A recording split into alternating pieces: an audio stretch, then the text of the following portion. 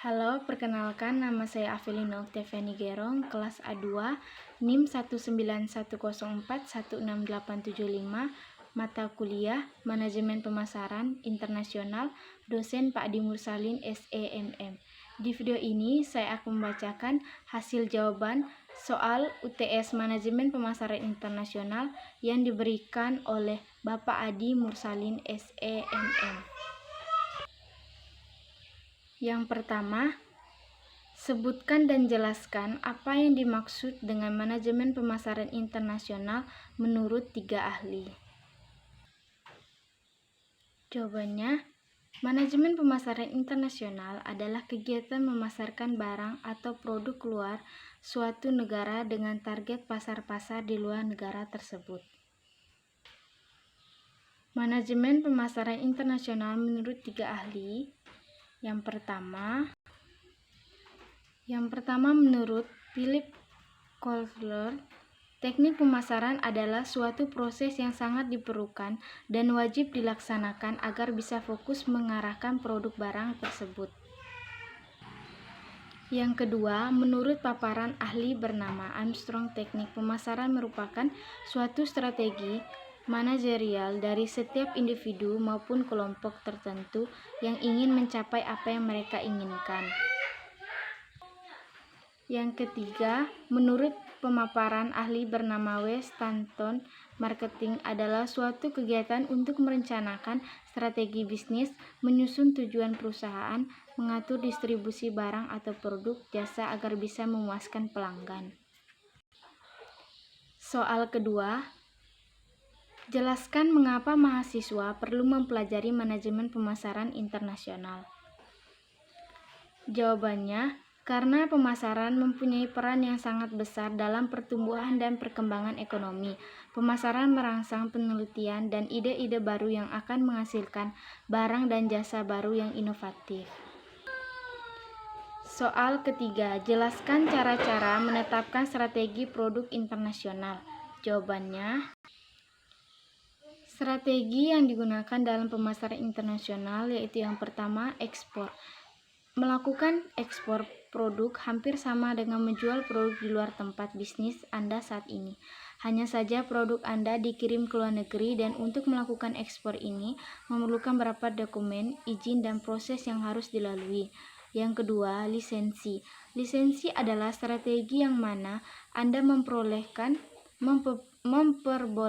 perusahaan asing memproduksi barang-barang mereka dengan produk dan merek milik Anda.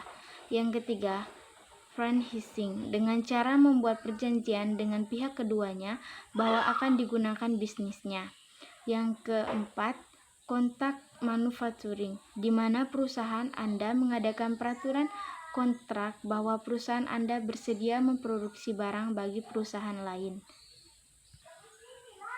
Soal keempat, apa yang dimaksud dengan strategi harga internasional? Bagaimana cara menerapkan strategi harga internasional? Jawabannya, strategi penetapan harga yang efektif untuk pasar internasional adalah strategi yang dipengaruhi oleh persaingan dan biaya dalam mengambil keputusan menyangkut harga. Harga kompetitif hanya dapat dilakukan dengan meninjau tingkat harga produk pesaing dan produk pengganti di pasar sasaran. Menetapkan elastisitas harga dari permintaan, yaitu permintaan yang tidak fleksibel memungkinkan harga yang lebih tinggi. Buat perkiraan biaya tetap dan biaya variabel dari proses manufaktur dengan volume penjualan yang diproyeksikan. Biaya adaptasi produk harus diperhitungkan. Tetapkan semua biaya yang berhubungan dengan program pemasaran. Pilih harga yang memberikan margin kontribusi paling tinggi. Soal kelima, jelaskan bagaimana cara melakukan ekspor-impor. Jawabannya, yang pertama, membuat surat kontrak penjualan atau sales kontrak proses. Yang kedua, penertiban surat jaminan pembayaran. Importir kepada eksportir atau letter of credit. Yang ketiga, penerbitan dokumen pengapalan. Yang keempat, pengiriman. Yang kelima, cargo shipment proses. Soal ke-6. Coba buka www.youtube.com dan tulis pemasaran internasional dan pemasaran global. Review isi kedua video yang Anda tonton tersebut. Jawabannya, pada umumnya istilah internasional dan global yang mengandung pengertian yang sama dan sering dipertukarkan satu dengan yang lainnya. Dan bahkan bagi para akademisi, kedua istilah tersebut sering dianggap sama artinya. Definisi pemasaran internasional dan pemasaran global. Menurut Cateora dan Graham, pemasaran internasional adalah kinerja kegiatan-kegiatan bisnis yang didesain untuk merencanakan, menetapkan harga, mempromosikan, dan mengarahkan arus barang dan jasa sebuah perusahaan kepada para konsumen atau para pemakai di lebih dari suatu bangsa untuk mendapatkan keuntungan. Menurut Kotabe dan Helson,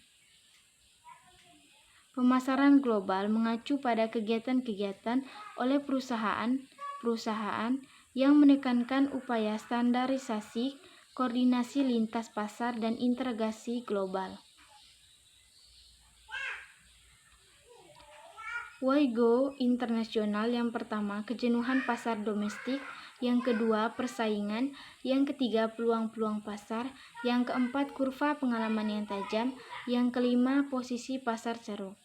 Jenis-jenis pemasaran internasional. Yang pertama, pemasaran ekspor. Yang kedua, pemasaran internasional. Yang ketiga, pemasaran multinasional. Yang keempat, pemasaran multiregional. Yang kelima, pemasaran global. Integrasi global. Pertumbuhan ekonomi global yang luar biasa selama 50 tahun terakhir telah dibentuk oleh interaksi yang dinamis dari berbagai kekuatan yang mendorong dan yang menghambat. Kekuatan pendorong integrasi global yaitu ada teknologi dan budaya, strategi dan tindakan global dan kebutuhan pasar, pasar bebas dan integrasi ekonomi, perdamaian dan hasrat strategi, visi manajemen dan biaya. Kekuatan penghambat integrasi global yang pertama yaitu budaya, yang kedua perbedaan pasar, yang ketiga biaya-biaya, yang keempat pengawasan nasional, yang kelima nasionalisme, yang keenam perang, yang ketujuh manajemen mafia, yang kedelapan sejarah organisasi, yang kesembilan fokus dalam negeri. Soal ketujuh, bagaimana cara memasuki pasar luar negeri? Jawabannya, pada dasarnya ada 6 cara yang berbeda di mana perusahaan masuk ke pasar internasional. Yang pertama yaitu ekspor, yang kedua melalui proyek turnkey, yang ketiga memberikan lisensi, yang keempat memberikan waralaba, yang kelima membentuk usaha patungan, yang keenam mendirikan anak perusahaan. Terima kasih.